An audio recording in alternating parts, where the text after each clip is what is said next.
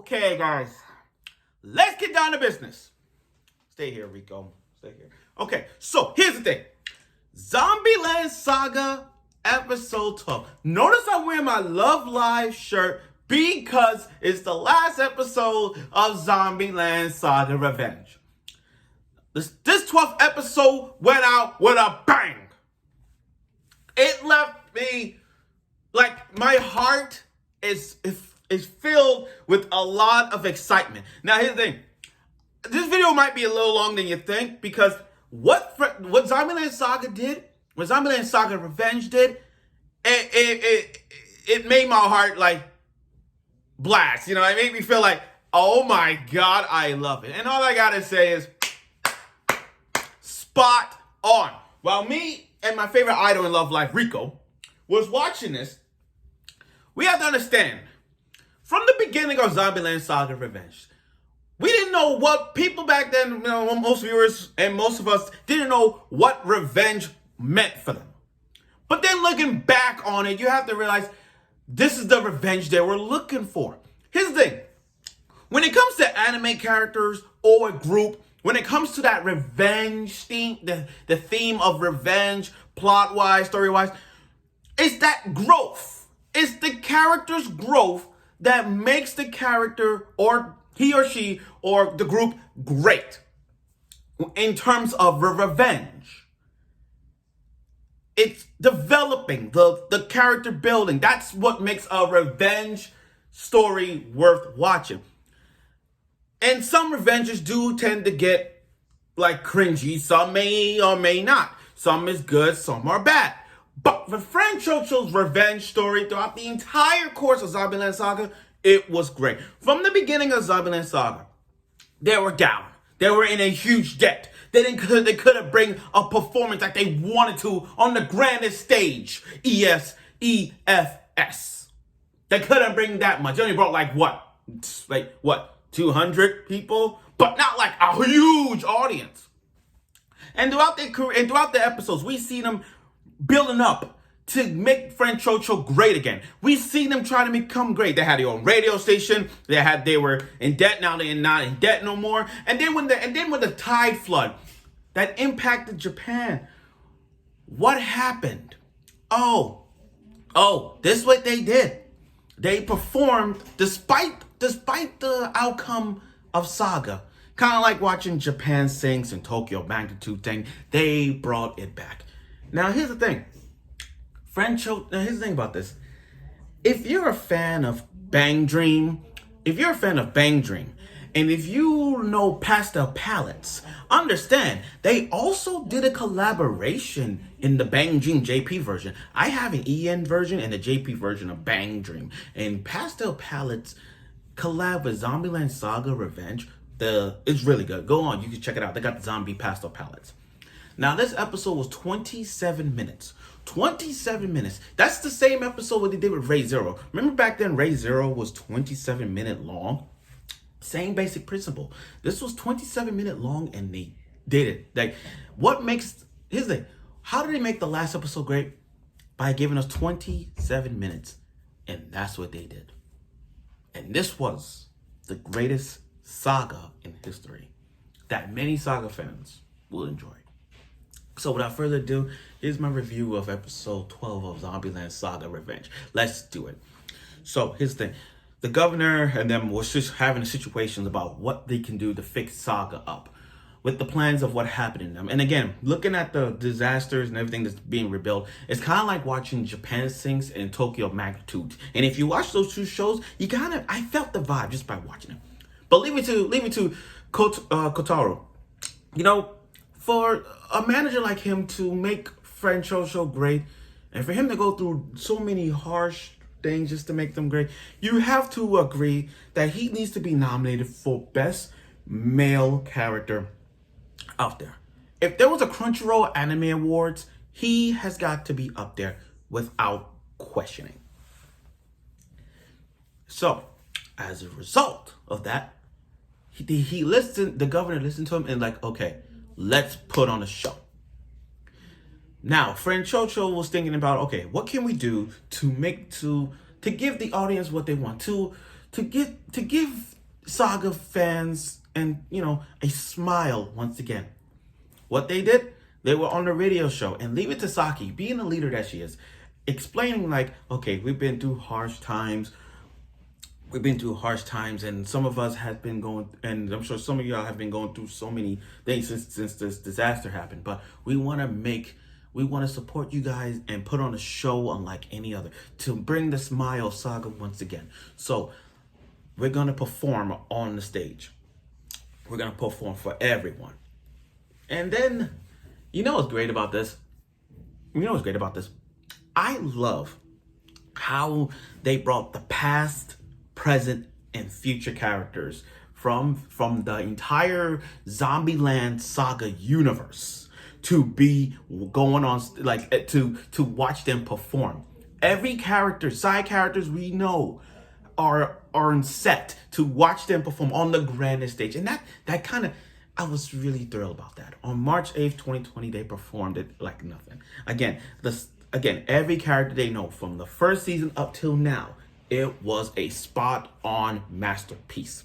Seeing all of them seeing a lot of people going on stage, a lot of people going to see Franciosa's performance was great.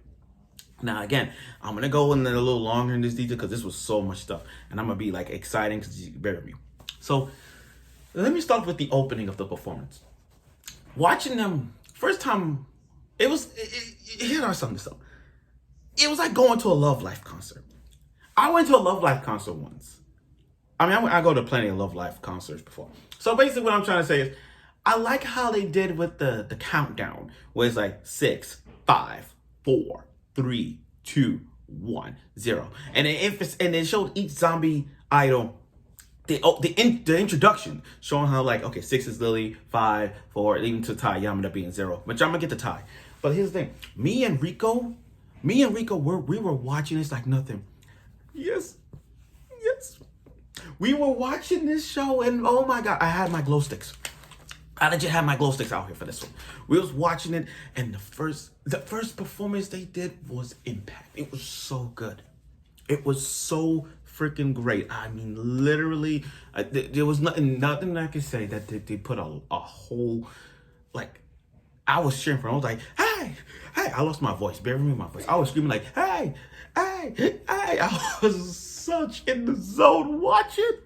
And then as I'm watching this, I get to see everybody there. Iron Frail was there. Lily's dad was there. Light, the one I was facing, Lily, that America's Got Talent edition.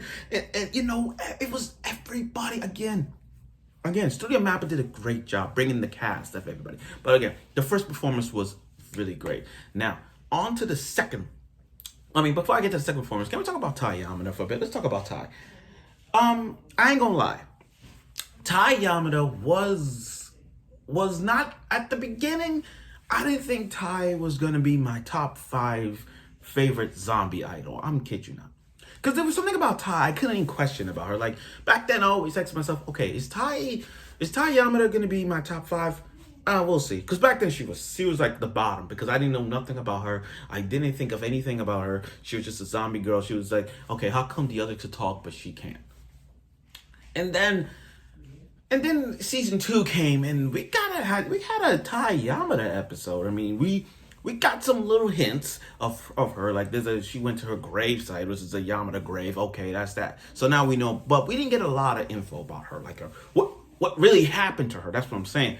So, and then her solo her solo,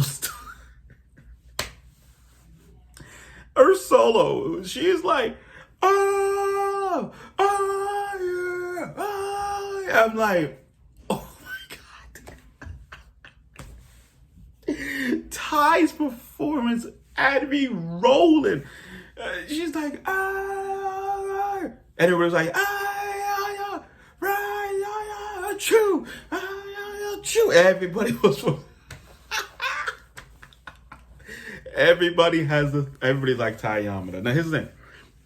How much you want to bet that if we were to have a Zombieland popularity poll, Yamada would be number 1. Now, although Yugiri is my favorite zombie idol, yeah, I'm going by this. If overall my favorite zombie idol is Yugiri, but by popularity, that is going under Taiyama's belt. That's what I'm saying. Now, the second performance. Now, here's the thing about the second performance. Pure as ever. I love their second performance. Second performance was pure. It had meaning into it. It had it. Like if you were to watch the first two performances that they did, and then the encore one, but if you watch the first two performances they did, you gotta understand they were it had a meaning about Saga being rebuilt. It never giving up, follow your heart. Those things that kind of it breaks down once you watch it again. But yeah. And then after the second performance backstage, Kotaro-san was crying for joy. He was so crying, like he didn't want to admit he's crying because some grown men don't admit they're crying. But the way Kotaro was crying, he was like, he come this far. Let's admit this. He has come this far to make French Ocho what they are. Like from the beginning, French Ocho wasn't even that relevant. Iron Frail was up there. French Ocho was down here. And that French Ocho wasn't even like an idol that no one would think like, oh, okay, we're not going to care about them at all. But the way, after 2 seasons, the rise of French Ocho and the revenge that they had to go through makes a whole lot of sense. And then after they left, Kotaro-san was scraping off blood. I don't know if that's a sign of he's gonna die. I don't know if that's a sign of he's gonna die or is he how would I say this? Is it like is there a death flag we're getting out of this? Because the way he saw the blood and he was scraping it off, I don't know if that means he's probably gonna die. I don't know.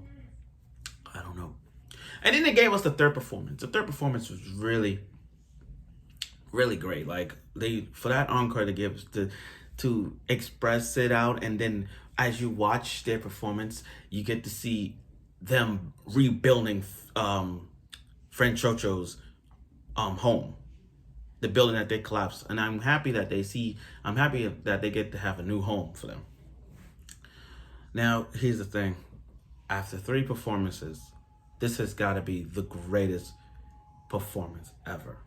This is the greatest performance ever by French Ocho by far. We have seen countless performances that French Ocho has done over the course of the 2 seasons they did. But in this one, not only is the greatest performance ever, but this will go down as the greatest saga in history. One of the greatest saga in history, and this is this. And for a show to have it 27 minutes, and to make this last episode so good, so delightful that French Ocho had to, by the whole revenge thing, makes a whole lot of sense. Now, here's the thing. Mappa, fans of Zombieland Saga, understand what I'm coming from in this. Where do I see French Ocho on the Mount Rushmore? Yes, it is. It has to be on the Mount Rushmore of Mappa's greatest work ever. If I was to look at Studio Mappa and all the shows that I have watched from Mappa, what would be my Mount Rushmore?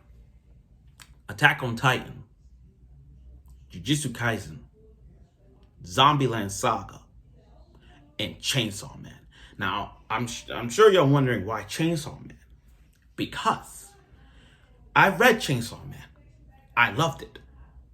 I see potential in Chainsaw Man becoming the Mount Rushmore of Mappa. I see it. That's why I'm putting Chainsaw Man up there for now.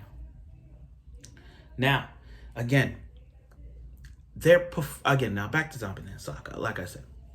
And then at the end of Zombieland Saga, the cutscene where they showed this aircraft alien just destroyed everything. And I think I'm not saying that I couldn't believe it that what I saw at the end. But I will say this. This needs to have a 3rd season. I kid you not. This show needs to have a third season. Because what they did, like, you gotta understand something. Think about Zombieland Saga first. First season of Zombieland Saga, they were relevant now. Like Zombieland Saga was like Friend Chocho was like they were building up. Like they were about to be a rise in some way. They're about to be a rise. And then you look at season 2 of Zombieland Saga Revenge and you're like, okay, Friend Chocho has to put a lot of work effort into this one. They put a lot of work. They had to. And just like that, they with all the revenge thing going on, it make a lot of sense. Now you ask yourself, where's the revenge plot? It had it. You have to understand, when it comes to revenge, I'm gonna go back to what I said. If you go back to the revenge, like any character or group that goes to a revenge storyline, revenge plot, or anything like that, it's the building and growth that makes the character gets better in terms of going them on the revenge. It's what Friend Chocho's doing is like, how do I say this? To make it even better, Friend Chocho is like the underdogs. It's like watching a Rocky movie. You know how Rocky was the underdog and that stuff? It's like a Cinderella story. So when you look at Zombieland Saga Revenge and the unity that Friend Chocho has to go through, the harsh times, they've been through so many harsh from the highs and lows. They've managed to do performances despite the disaster that Saga had to go through. They even, like I said, they even performed when Saga was in flood, when in chaos, and they performed in, like, even them as zombies, they did it. And it's like, with a tear, it's like, in the words of Ric Flair, when he won the Royal Rumble, with a tear in my eye, this has been the greatest moment of my life. With Friend Chocho, same thing. With a tear in my eye, this has been the greatest performance of their life. This has been the greatest performance ever. Again, overall, people understand now what revenge is, and I love it. But again, you gotta give Kotaro the credit for allowing Friend Chocho not to give up, for allowing Friend Chocho to be themselves and be open and try to make fans rebirth Saga all over again. And Kotaro, being the best manager that he is with them, he has stepped up his game more and more as it progresses. And like I said, we need a season 3. I'm sure some of y'all haven't got this. I'm sure you guys need this. We need a season 3. That's all I'm going to say. So I give this episode, overall, on a scale of 1 to 10, I have to give Zombieland Saga a 9 out of 10. The only reason I'm not giving it a perfect 10 is because, don't get me wrong, guys, Zombieland Saga Revenge do have great characters and returning characters, and Zombieland Saga Revenge put in more and more performances as ever. What I'm saying is, with the reason I gave it a 10 is because, the reason I'm not giving it a 10 out of 10 is because there's still more to be, like, there's still some answers, like minor answers, not major answers. There's still answers to be coming up soon. For example, Yamada.